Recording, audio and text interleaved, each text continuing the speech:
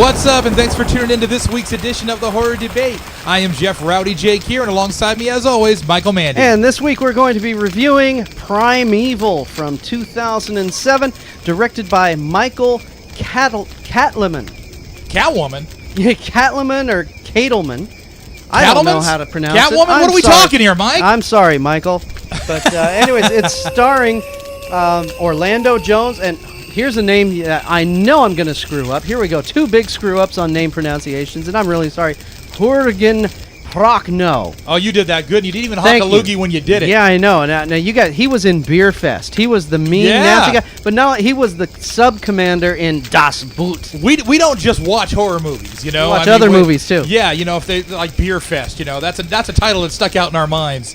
So we had to check that one out. I'm embarrassed to admit I saw that. But that was such a stupid movie. You're embarrassed that you saw it, but I'm embarrassed that I actually watched it on Blu-ray. Oh, yeah, I had to see it on Blu-ray. Because it had to be clearer for me, okay?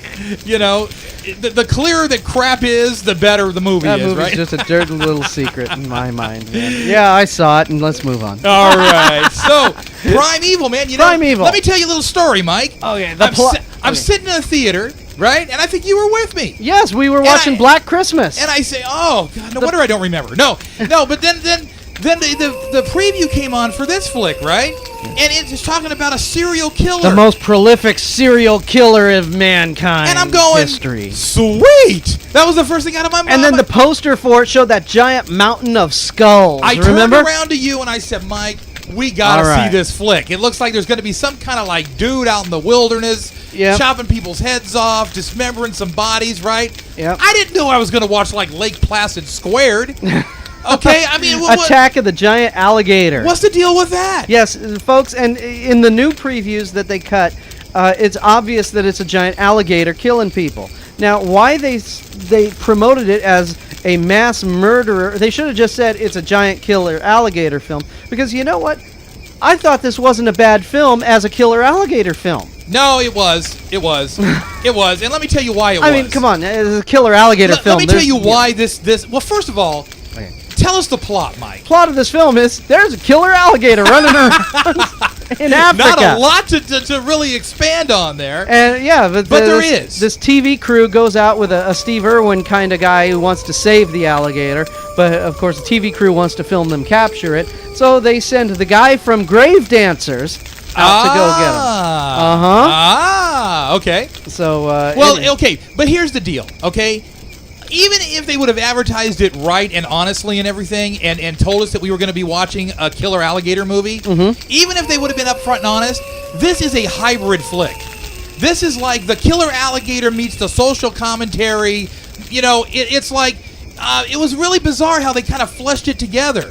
You know, and kind of stitched these two kind of distinct ideas together in the movie. Well, maybe it sort of worked, but mostly didn't. Maybe that's how they got enough clout to go to Africa or wherever they filmed it. It sure looked like Africa. It did. To get the location shooting, because, you know, you got to grease a lot of palms to get to certain locations in America, in the world.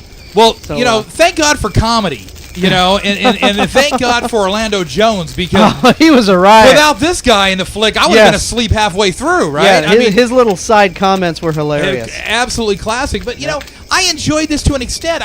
I thought once things really kicked in and the deaths started happening, you know, it was okay. But then you notice somewhere in the middle it, like, dips down into this social commentary kind of thing. Yeah, it's talking about the political things going very on. Political. And they get tied up in the political things when really all they want to do is just go find this alligator and capture it or kill it. Yeah. But they get mixed up in all the politics. And then I was kind of disappointed, like, when they started showing the alligator, you know? I mean, I liked it when you just saw, like, a flash of him. Or the bubbles. Yeah, but then I kind of looked at him and I went, you know, I don't know. He looked a little, I mean, obviously he was CG, right? I mean, obviously. But he looked a little too CG, you know what I mean? Not quite motion correct, not quite... Well, you know me and CG. Well, CG done right is a whole different world. Certain parts of it were done okay. Yeah, you know, I agree with that. Like the scene when it was hunting down Orlando and it was over him looking down for where he was hiding in the swamp. That looked really cool. Well, they made a hybrid. of an animal, right? I mean, Right. they took different pictures from different, types of alligators, crocodiles, whatever, Right, and computed them all together. and kind of put them all together. And he looked evil, dude. I really liked the way he looked in a still frame. It was just something about the way it moved. I don't know. And there was no way. I don't care. Orlando Jones is not Carl Lewis. There is no way. There is no way that thing wasn't going to track him down and chomp him, man. Yeah. You know what I mean? And eventually, of course, we know what happened. But it was just funny watching him race because it would look like the animal was right on his butt, and then it would take another 20 seconds for it to. Maybe it was playing with him like a cat does a mouse. That thing was hungry, dude. He wanted to dip him in some sweet and sour sauce and just get on with life. Now, my main thing, when the credits are rolling, it shows you newspaper clippings. Yeah. Now, the first newspaper clipping said 1909. Right. So you're telling me this alligator has been around since 1909, chomping people? Those things live forever, man. They live a long time. And I'll admit, I am not a crocodile expert, so I don't know how long crocodiles live. Not only that, but I thought the way it was... I'm sorry, alligator. Well, where is it? Alligator or a crocodile? Well, I know in Australia they have crocodiles. Crocagator, I mean, I don't know. It was like a hybrid, Yeah, but what's in Africa? Is it crocodile or alligator? I would say alligator, but I'm not positive. Send your answer to Mike@thehorrordebate.com. That's right. This is useless crap that I just thrive on knowing. Right. I don't know, Mike. This movie confused me, dude. I sat there. How can a killer alligator film confuse you? I was trying to people figure out go into what the their swamp. point Alligator was. eats people. I was trying to figure out what the point was because we've been there, done that with the alligator flicks before, Like and the Eaten crocodile Alive, flicks, right? And we've been there, done that with the social commentary flicks like this, and the political flicks like this. And it was interesting how they kind of tried to put it all together, but like I said, it kind of lost me somewhere in there. When I was sitting down, I wanted action, fast-paced, boom, boom, boom, go. And I got that for a little bit, and then it was, whoa, heavy story. Like heavy political now the politics drama, are coming in. And then all of a sudden, chomp, we're back All right, to the now good stuff. chomp, yeah. I don't know, man. A movie can't be on 10 all the time. They've got to, give and take and give and take. I wasn't real thrilled with it, to be completely honest with you. I mean, I watched it on Blu-ray. It looked fantastic. Yeah, wasn't the scenery gorgeous? It sounded fantastic, but somehow the movie didn't quite work for me. I think that people who liked Lake Placid even might be a little disappointed in this one. I thought Lake Placid seemed a little bit more realistic overall. Michael Cattleman, the director of this film, has done mostly. Yeah, Michael, the director, has done a lot of TV type stuff, and I think this is his first major film, and like I said, it looked really nice. Yeah. I mean, and the cameras were swooping around to catch it should have been on the everything. National Geographic HD channel, dude. Yeah, seriously. That would have been cool if he'd have filmed it in HD and put it on something like that. Yeah, well, I watched it in HD. I watched it on Blu-ray. Yeah. It looked spectacular. You could see literally like every little blade of grass. It was fantastic. It looked really nice. As a demo for your new TV, I would say, yeah, this is pretty cool. And also a demo for your subwoofer. When that thing's jumping up on top of that cage and trying to get that guy that was in the cage. in the cage? Wow, man. That sound was just cranking, man. But, like I said, man, I came away from this film going, okay, now what was the point? And maybe there wasn't a point. Well, what was the point of Jaws? Well, Jaws was realistic. Jaws was... This came off kind of like, what was the movie? Dino Croc versus Python or something along those lines. That's the way this came off to me, okay? Kind of like B-movie kind of cheesiness. You know what this movie reminded me of? The Ghost in the Darkness, that film with Michael Douglas and Val Kilmer, where they're hunting down the two killer lions. Right. I was watching this movie going, gee, instead of two killer lions, they just merged them both together into one super killer crocodile. Yeah. I don't know, Mike. I'm kind of tongue-tied on this one, dude. I was literally at the end of the movie just sitting there going, that's it? Well, I wasn't feeling it. I wasn't feeling it. I didn't care really about anybody in the movie. There was no emotional attachment, and I'm big on that. You'll hear that in a lot of my reviews. I'm big on that. Although I thought the acting was good enough. Brooke Langton did a pretty good job. I mean, she was definitely nice to look at, and like I said, without Orlando Jones, this thing would have gone right in the water. Yeah. Orlando Jones definitely added a star to the and now you were talking about the guy who was in the Grave Dancers. The Grave Dancers. Yeah. That's the dude from Blade 3. Oh, Dominic Purcell. That's the guy from Blade 3. Yeah. So and And he did okay, although I thought he did a much better job in Blade than he has in anything I've seen him in since. To be honest with you. He was a really good villain.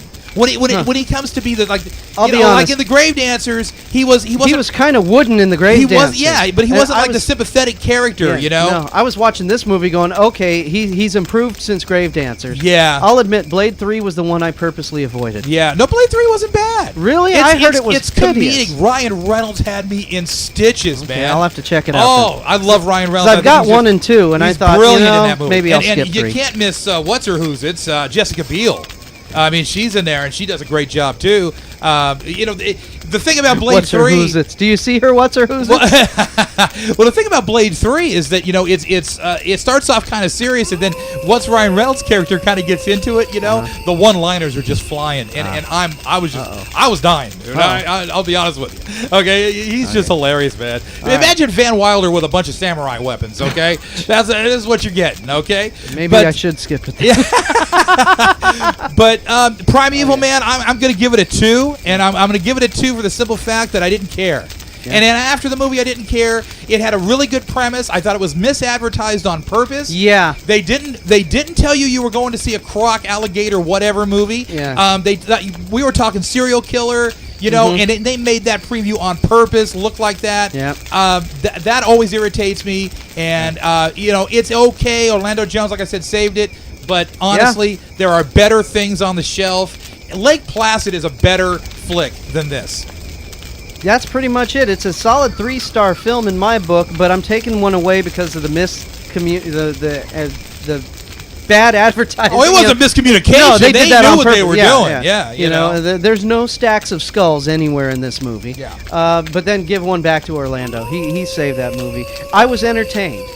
I was watching the movie, and when stuff was boring, at least I could look at the beautiful scenery and go, damn, that looks really nice. You should have seen it on the Blu-ray, man. Yeah. It was unbelievable. Yeah. I mean, good. So. I mean, fidelity of color. Mm-hmm. I mean, I remember just popping off the screen, but that's part of it, but that's not the movie, the gist of the movie. So Michael, man, and I like the cinematography and everything.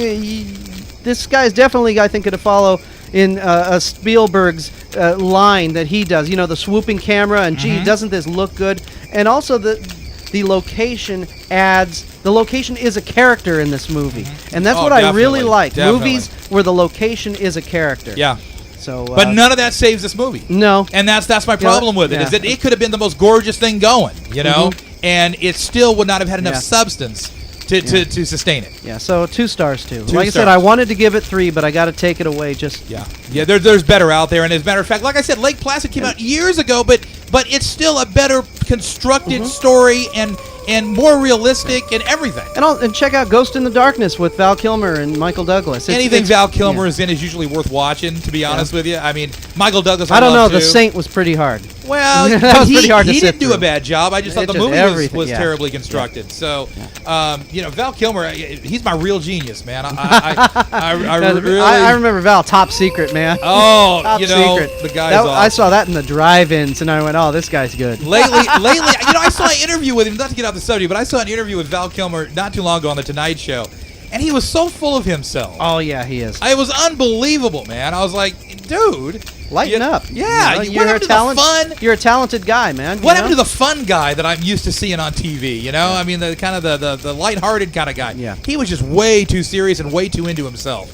Okay, anyway. So, check out Ghost in the Darkness, Primeval. 2-3 stars. 2. 2, yeah, 2. Okay. I'm Michael Mandy. He's Rowdy Jeff. We will talk to you next week at the Horror Debate.